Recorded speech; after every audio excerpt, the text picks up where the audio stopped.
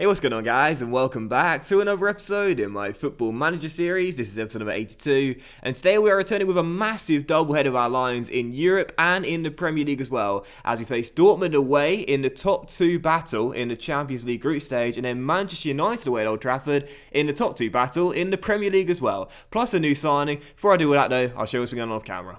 So of course, in the last episode, you saw our 3-0 victory at home to Aston Villa and then our 1-0 victory away against Slavia Prague in our first ever Champions League game. I then played 6 games off camera, and as you can see, the run's been very good. 4 wins, 1 draw and 1 defeat, starting with another victory in a run of 5 straight as we beat Stoke by 2-1, and Marek Kuchar continued his scintillating start to the 10th season. Put us a goal up 13 minutes in, but late on, Stoke did grab an equalising goal, I should say. With 4 minutes to go, Verlinden capped off what was a lovely counter-attack from Stoke City as they made it 1-1. But into stoppage time, we needed a hero, and it wasn't Benga that stepped up, it's Marek Kuchar doing it again. Wacky Kabaki with the cross and Kuchar with a header. 2-1. The skipper is coming good in this 10th season, and I've got to tell you that much. But following that, our second defeat of the season, it was a 2-0 loss at home to Manchester United in the Carabao Cup third round. Of course, the first piece of silverware we won in the series. Our title defence ended in the first hurdle. A loss to Manchester United 2-0. I feel the weakened side. We expect to lose, and we did. Stostic got there first,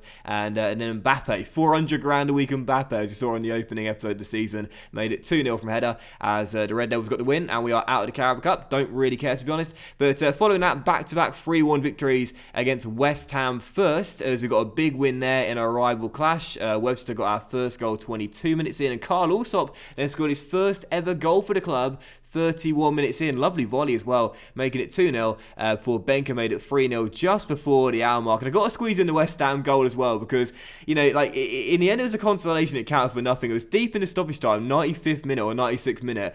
I don't know what on earth happened for this goal, but West Ham grabbed it in stoppage time, deep in stoppage time, just a consolation. It was like a shot deflected, straight at Petkovic, deflects off his gloves, in off the post, 3-1. I was like, what? Seriously? It's hard enough getting clean sheets for us this season. What on earth happened there? But 3-1 the final score. We got the win anyway. Didn't take away from a very good performance and a good result there. And following that, we backed that up with another win directly afterwards by the same scoreline at home to Zenit in the second game of the Champions League group stage. A huge victory over the Russians. Obviously, as I said in the last episode, and some of you guys pointed out as well in the comments, this was like one of the best sort of possible scenarios we could have had for our group heading into our first of a CL group. Dortmund, Zenit, and Slavia Prague. But we still know that Zenit could be tricky customers. We had to win this game, and we did. Luis got the first 28 minutes in, and Benka scored 3 minutes later, and then got another 7 minutes afterwards. 3 goals in 10 minutes against the Russians. That put the game to bed before half time, really. And they did grab a consolation goal later on, just like West Ham, but thankfully it counted for nothing.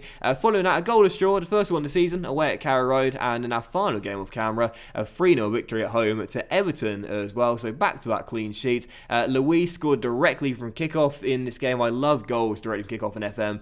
So he made it 1-0 inside the first minute. He so badly wants to leave the club as well and go to Real Madrid. It's not happening, bro. You signed that 5-year contract last season, you're going nowhere. Then Marek Kuchar continued his fantastic start to the season, making it 2-0. And then with 10 minutes to go, Menji made it 3-0 as we claimed the 3 points. And Wacky Kabaki, free header, far post, saved by the goalkeeper. He's yet to score. When is he going to get his first goal for the club, man? Seriously. Anyway, right now you see in the Premier League, due to what's been a very decent start to the season despite the thumping defeat on the opening day, we are sat in second place with 6 wins from our first 8 games. A really good start, 20 goals scored as well. And it has been a really good beginning for us, and long may it continue. Of course, haven't lost in the Premier League since the opening day. And as for the Champions League as well, right now in Group A, we're currently sitting second place, only behind Dortmund on goal difference. And of course, we faced them today away in Germany as well. So already 6 points clear of Zenit. That's what we want to see to start the group off. Now, as for the transfer, I'll quickly show you that before we dive into the first game of today's episode. We have agreed a deal for January, and it is a new centre-back. His name is Libor Vacek, because he's a Czech Republic centre-half, and he's coming in for Barcelona.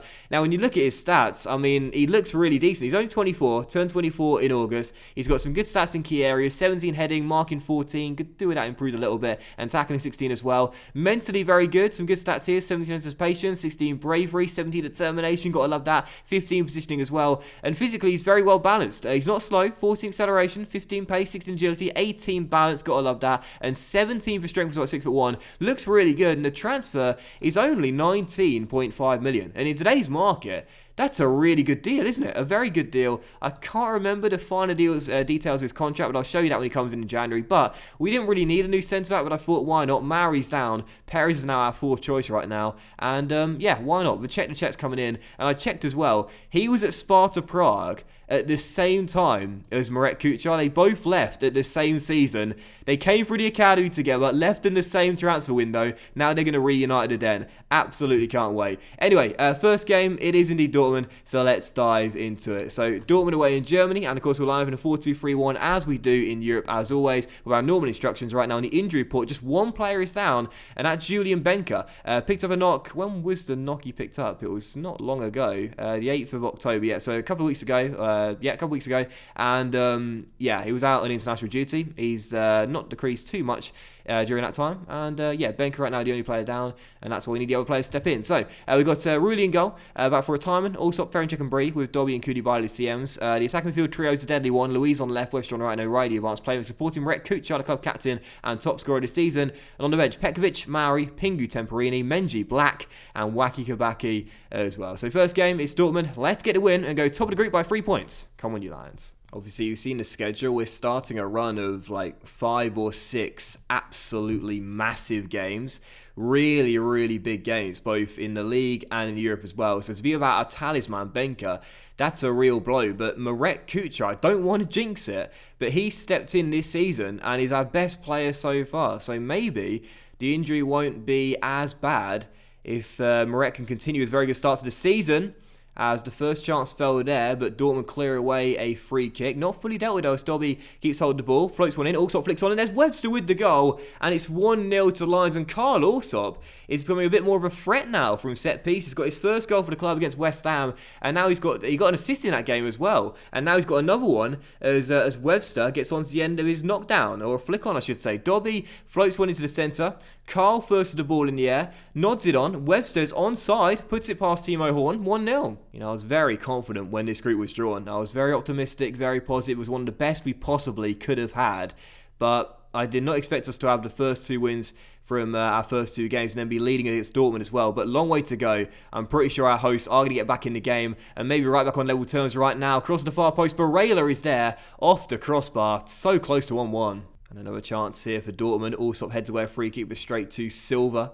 And as Silva goes down the right-hand side, he'll cross it into Retsos with the finish. And there is the equalising goal. There was absolutely no way we're going to coast to victory in this one. That's for sure, unlike against Zenit. Dortmund back on level terms. And again, if we are to get through this group, I think Dortmund will probably be the guys that we compete with a top spot if we're to have a chance to top in the group. And if not, then Zenit will probably finish in third place. So Slavia Prague right now actually in third as Retsos fires in that cross. So it's 1-1. We're back on level terms. And yeah, I haven't seen the score in the Czech Republic, but they're actually up by a goal against Zenit St. Petersburg right now, who has things standing, going to have 3 defeats in their first 3 games, as Louise heads that crossover, still 1-1. Very good start to the game, this. And now corner for Dortmund, Brandt to Silva. And Silva on the ball will cross to the far post. Gonzalez is there, and Rulli makes the save and turns behind for a corner. Tough start to life in English football for Rulli, but a good save there as it's still 1-1. Dortmund have been a better team in this first half. They've hit the woodwork. They've had the only clear-cut chance. They've had more attempts, more on target as well. And at the moment, you definitely put your money on them scoring again. But if we can get into the break still tied at 1-1, though, I'll take that. And actually, that game is played in Russia, not in the Czech Republic, because that's tied at 1-1. That's exactly what we want right there. That is exactly what we want. A draw in that game, so we can still be 6 points clear of both of those teams heading in to the second half of the group campaign. So 1-1 here in Germany. And again, this will be a really good result for us because, you know, at Craven Cottage, I fancy our chances against anyone when we're going to be at home this season in Europe. And I would definitely take this result. This would be a good point for us here. Craven Cottage, of course, was instrumental in terms of Fulham's Europa League run many years ago now. Is that a penalty? No, Horn turns around that deflected effort from Kuchar there. Craven Cottage was, of course, when Fulham had that Europa League run back in like 2007, 2008, it was a long time ago now. Craven Cottage, the games they had there were really, really magical. And I'm sort of expecting the same sort of thing to happen in this our first ever Champions League stint. We're ground sharing, but I expect it to be a really sort of like memorable, sort of like home campaign for us. But anyway, still tied at 1-1. I can see someone winning this, but again, I would take this point. Actually, I just checked. It was 2010, that Fulham Europa League run when they got to the final and lost to Atletico Madrid. But anyway, still 1-1 here, and a late chance. We're about to enter stoppage time to possibly win the game. O'Reilly to Dobby, and a Romanian finds John Black off the bench. Calm it. Timon. Black. Oh, it's saved, and Pingu turns in the rebound, and the Brazilian puts us in front. And that should give us the 3 points. I made a treble change. Pingu, Black, and Menji coming on. And it was John Black's shot. Well saved by Horn. But Pingu, first to react, turns it home. Noot. And it's 2-1. And we're in front. Good save by Horn initially. But Pingu, first to the loose ball, turns it home. And it's 2-1 to Lions. What a result this will be. This will mean we go top of the group. 3 points. 100% start to our European campaign this season. And also 8 points clear of both Slavia Prague and Zenit St. Petersburg. I was a little bit mindful there, but Allsop did very well. And that should do it. So what a victory this is going to be. We love European group stages. You know, our past 2 years in the Europa League, we didn't lose a single game, and we won 11 out of 12 games. Starting the Champions League off, 3 wins from 3, and winning away in Germany as well. Absolutely brilliant. What a result. I think it's time to accept now we are a team on the rise in Europe. Everyone knows about us domestically. Everyone knows that we're becoming a really big threat in the Premier League, and we are definitely going to be a title contending team in the next 3 or 4 years, or possibly even shorter than that at this rate. But now the teams in Europe are starting to take note as well. You know, we've won the Europa League, we've got to a brilliant start in the Champions League. People are taking note now. People are taking note of us. So here we go then, about to jump into the second and final game of today's episode. It's Manchester United away at Old Trafford, where winning this game will see us cut the gap to just goal difference in the Premier League at the top of the table. It's been a brilliant start. Let's make sure we keep it going here with a big win away from home as well. So Manchester United away, and yeah, let's end today's episode the way we started. Really, really positive and really strong. So yeah, Manchester United away, and let's see how we get on. A couple of things to report as well, just before we get into the game. Lining up 4-2-4, of course, for our normal instructions. I should really mention this sort of stuff more often. Just little intricate details in the say that you might find interesting. First and foremost, Keith O'Connor got his first cap for England, and also scored on his debut as well. So how about that? Really nice to see. And also John Reliable Black, for those wondering, did become, in the last Northern Irish game, the record goal scorer for Northern Ireland as well. David Healy has the record all time with 36. Black just beat it. He's now got 37 in 62 games. He's only 25 years old as well. He's going to be Northern Ireland's record goal scorer of all time, I'm sure of it. And he's the captain of Northern Ireland as well. I love John Black, man. He's brilliant. Anyway, this is the team for the game then. We've got Pekovic in goal, back for retirement. Also, Ferencik around the area with McKennie and Powell as CMs. Louise and Webster on the wings, knocked up together. Marek Kuchar and Wacky Kabaki still searching for his first Millwall goal. When is it going to come? On the bench, Ruli, Maori, Pingu, Dobby, O'Reilly, Menji, and John Black as well. Second game is United. Let's get another win. Come on, you Lions. Obviously, against Manchester United last season, we beat them on every single occasion we faced them. 4 wins from 4. But this season, starting off with a loss in the Carabao Cup third round, not great. But it's still 0-0 here, and this would be a pretty credible result for us. Of course, we want to get the win and cut the gap to goal difference. But, a 0-0, a clean sheet away at Old Trafford, I will definitely take this. So half time, still 0-0. Terrible first half, but I'll be pleased with it. Kabaki has not hit the ground running at all. He's not even hit the ground yet. He's yet to get going. He's got a couple of assists, including one for a game winner against Stoke, but he's not started off the way I was hoping on 75 grand a week. And there's going to be no preferential treatment either. I dissed Reddy Naldo so often for being on 75 grand a week and not scoring enough goals. I'll be saying the same to Kabaki if he keeps it up. Anyway, first highlight of the game is going to fall here, as Manchester United have a cross dealt with by Webster, and Kabaki he didn't even bother going for it. He thought, nah, sod it, I'm getting my paycheck, 75 grand a week, that's fine. As Mayoral crosses, Ali's there, far post, heads over the bar, still 0-0. Kabaki, come on! He's not bothered, is he? He's not one bit bothered, honestly. Just could not care less, Kabaki. Not bothered as Mayoral gets on the ball and finds Ali. Petkovic a brilliant save. Hudson-Odoi crosses and Timon heads it away. I'm rotating Petkovic and Ruli to start the season off in different games, and I'm just not sure which one should be our number one on a more regular basis this season. Right now, they're both sharing the game time, and Petkovic has started off better this year. Brilliant save, still 0-0. Oh, but he can't save that one. No, he got a touch on it, but couldn't keep it out. And Richard puts Manchester United in front just past the hour mark. And Ali gets the assist off the bench. He's looked lively since coming on. And Manchester United take the lead. So 1-0, the Red Devils in front. And we might be set for just our second defeat this season in the Premier League. Lindelof through to Ali. And Ali with the through ball, not really through ball, but pass to Richard's feet. Takes a touch, gets it out of his feet. And that's a brilliant effort there. No chance of Petkovic. 1-0, Manchester United in front. Right, may as well go for it now. 20 minutes to go. And what I'm going to do is take off McKennie. I'm going to operate Paolo in the defensive midfield role, deep line playmaker. And I'll also bring on O'Reilly to play box-to-box and take off McKennie. Webster's not done too well out there. I'm tempted to bring on Menji. And I wouldn't mind bringing on Black as well. Kabaki's just had an awful start. I'll see what I'll do actually. Time's not played well, 6.6. So I'll bring on Pingu, who can play wing back for us.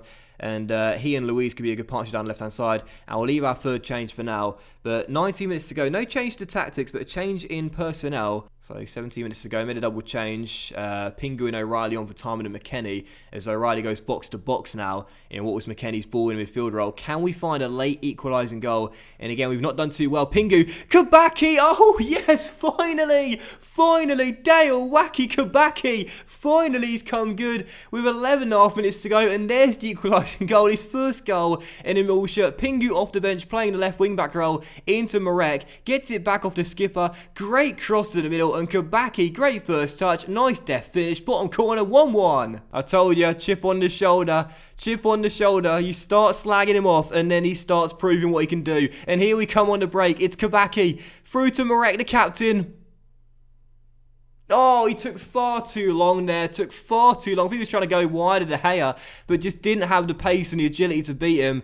And then blaze it wide. Golden chance burn. Can we get a late winner? I'm going to take off the captain for John Black here with 3 minutes to go. Oh, I just missed a great chance as well. Hudson-Odoi firing that shot wide. Is there going to be a late drama? Is there going to be a late twist in this tail? Or is it going to finish 1-1? We're into stoppage time now, and I think that's going to do it.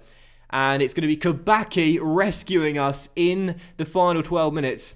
As we'll claim a point, although we have just won a corner. Oh no, referee's going to blow full time because we have won a corner there. Lindelof heads it behind, but the referee blows full time, and that is going to do it, and we will take the point. So lucky to get the point. Didn't really play well, but I'll say you're unlucky today. And I'm delighted that Kabaki has finally got, as I'll criticise the defence individually, I'm delighted that Kabaki has finally got his first goal in a Millwall shirt. Took him long enough, but finally he's got one. So that went in today's episode of the Football Manager series, guys. A big thank you for watching. I really hope you have enjoyed it. If you did enjoy today's episode, then please do drop a like, as likes are, of course, very appreciated. And they really help the channel out as well. Much love to you all. Have a fantastic day, and I will see you for the next episode in the Football Manager series very soon. And I'll tell you what we'll do, we'll come back really early. We just played a one game off camera, that's Chelsea at home, and then we'll come back for another big doubleheader. Dortmund at home, the second game against them, and the fourth of the group stage, and then Manchester City away as well. Big game there, two big games there. Well, we could guarantee qualification knockout stage with 2 games to go, and then of course a big game away at the Etihad as well. Have a great day, much love, and I'll see you for the next episode very soon. Bye.